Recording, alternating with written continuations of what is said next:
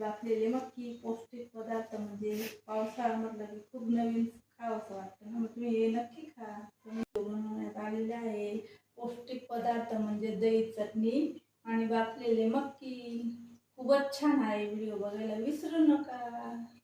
चला मग आपण सुरुवात करूया व्हिडिओ बनवायला. हॅलो गाईस, रत्ना रसोईमध्ये सर्वांचं स्वागत आहे. पावसाळा म्हटला म्हणजे कवळी मक्की असतातच. म्हणजे तू कवळे मक्कींपासून बाफून कसं साहित्य तयार होतं पौष्टिक ते तुम्हाला मी दाखवत आहे. आपले मक्की बाफायला टाकलेले होते ते काढून घेतले. मक्कींना असं स्वच्छ.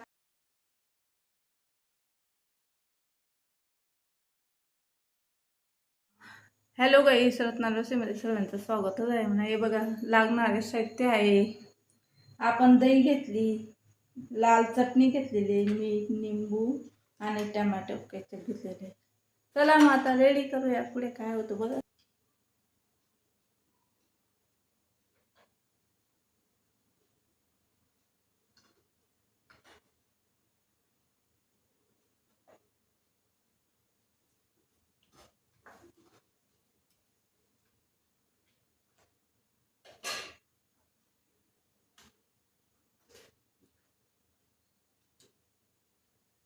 हे बघा आता आपण दही घेऊया, चटणी टाकलेली, चटणी घेतली, लाल मीठ टाकलेले आहे. आता टमाटे आपल्याला जसं लागत आहे लागणार साहित्य टमाटे केचप, टमॅटो केचप अजून जसं घालूया.